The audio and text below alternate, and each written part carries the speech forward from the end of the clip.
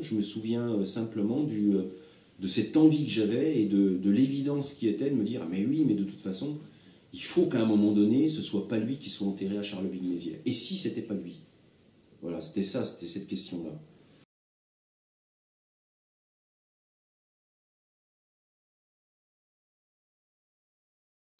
Ça tourne. Excuse-moi, je vais avoir mon ordi allumé, ça te dérange ou pas? Si ça tourne en fait. C'est là. Ça tourne. Ouais, c'est ça. Ouais, il faut appuyer 2 fois. Alors, Thierry Benstiegel. Attends. Beistingel. Ben Comment Stingel. tu prononces exactement? Moi, je prononce, je dis Bestingel, mais bon, je le francise au maximum. Je le prononce comme mon père l'a toujours prononcé, en fait. C'est ça. C'est dans son obsession à se fondre dans la... Ouais, c'est ça. Mais dans son obsession à se fondre dans le côté très Thierry Benstiegel, français. première. Voilà. C'est bon pour nous. Centrale, la première chose en fermant les yeux la nuit d'un dimanche au lundi. Voir la salle immense et encombrée d'un châssis métallique, nommé répartiteur, sorte de parallélogramme long d'une quinzaine de mètres, 4 de haut, vaste treillis décoré de guirlandes et de réglettes accrochées sur les barres, groupées en nombre variable, certaines isolées, et les milliers de fils les réunissant par l'arrière, courant à l'intérieur de la cage ferrée, en vagues bicolores. 2 fils pour une ligne téléphonique, un rouge et un blanc, parfois d'autres couleurs, pour des lésions spéciales. Les fils appelés jarretières, et rien à voir avec celle de la mariée, quoique, formant une gigantesque toile d'araignée, cependant tissée par la main de l'homme, ordonnée, passant à l'intérieur d'anneaux, rejoignant l'autre face cachée comme la lune, parce que adossée à la lignée des fenêtres et manquant de perspective. Vie prolongée d'Arthur Rimbaud. Oui. Quand on lit la 4e page de couverture, on ne fait pas trop gaffe, on ne mesure pas le truc. Par contre, on lit les 2 premiers chapitres, et puis le 3e, dans cette espèce d'adéquation du rythme de séquence, paf, arrive l'homme chiffon, comme tu dis, Ouais. et là, on comprend qu'on s'est fait complètement blouser, et que la 4e de couverture, on n'arrivait pas à y croire. Ouais. Et donc, tout d'un coup, un livre fonctionne sur une idée.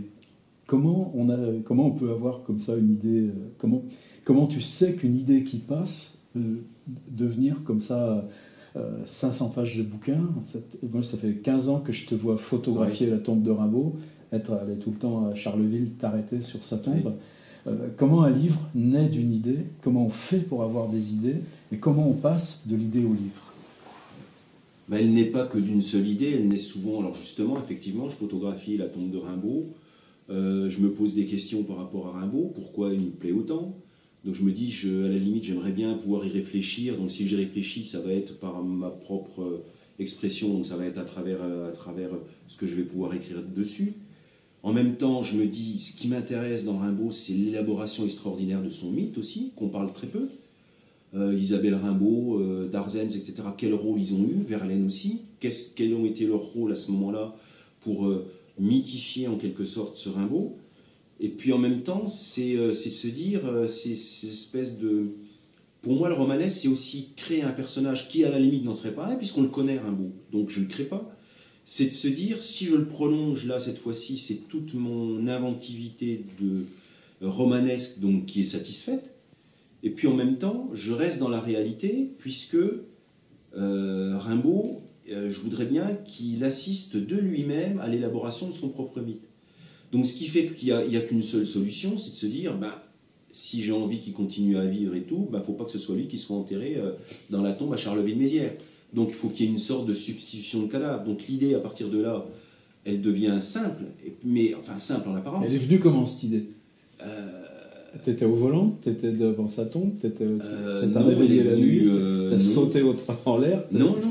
Enfin, je pense à Flaubert dans Madame Bovary. On sait, il est dans un bateau sur le Nil. Non, il s'appellera Bovary. J'ai pas de moment spécifique.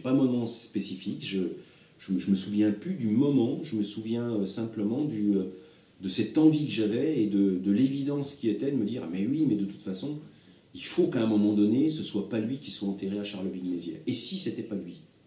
Voilà, c'était cette question-là. Et puis c'était aussi en même temps cette envie de se dire, parce que le monde des mythes, le monde des quand on mythifie quelqu'un, on a toute cette résistance de tous ceux, les spécialistes de tout poil, voilà, qui disent Rimbaud ceci, Rimbaud cela, Jean-Jacques Lefrère est un con, enfin tous ceux qui se tirent des croupières entre eux, voilà, enfin tous les rimbaldiens. Et ça me paraissait aussi intéressant de mettre les deux pieds dedans et de me dire voilà, peut-être que ce que vous avez dit, c'était peut-être pas ça finalement. Et puis pour moi, le pouvoir du romanesque, le pouvoir du roman serait presque de se dire si j'invente une autre vie de Rimbaud, est-ce que c'est celle-là qui prime? Et à la limite, pour moi, j'y ai répondu, parce que l'autre vie que j'ai créée de Rimbaud, maintenant, moi, j'y crois. Et je l'ai écrit, j'y crois. Je ne peux pas faire autrement, je ne peux plus l'ignorer. Pour moi, Rimbaud est mort en 1921, je ne peux plus aller contre. Donc, je pensais au départ écrire pour résoudre un certain nombre de problèmes, enfin, pas de problèmes, mais de questions que je me posais par rapport à Rimbaud. En fait, j'en ai rajouté une, finalement. J'ai rien résolu du tout. Et je pense que c'est ça un peu la puissance que j'aime bien dans ce romanesque, c'est-à-dire de prendre une réalité et de la distordre de telle façon qu'on puisse en revenir à quelque chose qui nous parle, nous. Alors pour Rimbaud aussi, effectivement on avait parlé du travail, Rimbaud pour moi c'est vraiment le type qui, à un moment donné, lui il a fait l'inverse, c'est-à-dire qu'il commence par écrire. Donc il a cette notoriété, et puis à un moment donné, il dit non, le monde des lettres ne peut pas m'offrir la liberté que j'ai envie d'avoir, cette liberté de faire, d'écrire, elle ne peut plus me le donner, donc je quitte l'écriture et je vais bosser. Et je deviens négociant, je deviens un petit commercial au fin fond de l'Afrique, et à partir de là, j'écris des lettres. J'écris des lettres à ma famille, mais j'en écris aussi aux autres types qui bossent avec moi. Et donc là, on fait des inventaires. Tiens, on a vendu ci, on a vendu ça. Mon lot de casserole s'est oxydé. La caravane est arrivée en retard. Enfin, des trucs, voilà. Il nous raconte ses difficultés.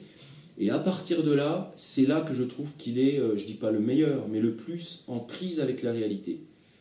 Voilà. Alors, je dis pas qu'il n'est pas en prise avec la réalité. Quand il écrit Les Chercheuses de poux, c'est vraiment quelque chose. Voilà, c'est... Quand il écrit Le bateau ivre, là, il est déjà plus, il essaie de faire plaisir, et ça se sent. Là, il cherche aucune preuve. Hein, quand il écrit à Alfred Bardet en disant tiens, on a vendu ci, on a vendu ça, il n'a pas de preuve. Il est vraiment en prise directe sur la littérature. Et pour moi, c'est vraiment quelqu'un qui a réussi en fait à faire le passage inverse que tout le monde fait. C'est-à-dire que, hein, c'est ce que tu disais, on écrit un livre, puis après on se dépêche, on quitte son boulot et on se dépêche pour être auteur. Ben, lui, il fait l'inverse. Il est d'abord auteur, puis après il se dépêche de se barrer, et il devient cette fois-ci travailleur, et il le dit. Il a plus de preuves à avoir par rapport à son travail, quoi. Et donc, pour son 10e livre, Thierry Beinstagel échappe enfin à la littérature de travail.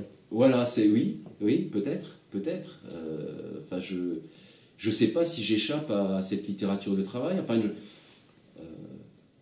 moi maintenant, plus ça va, moins je fais de différence, puisque, alors peut-être, probablement parce que j'arrive un peu à la fin de mes années professionnelles, je vois la fin qui se prolonge, mais plus je m'aperçois qu'en fait, j'ai mis l'ensemble de la littérature et le travail dans une espèce de gros tas, comme ça, une espèce de grosse boule dans laquelle j'ai puisé à ma convenance, et aussi, probablement aussi, à la convenance, pourquoi pas aussi de lecteurs de mon entreprise, voilà, donc je... La naphtaline fait son entrée. Ouais. 13, 22, 14... Ouais, on va couper.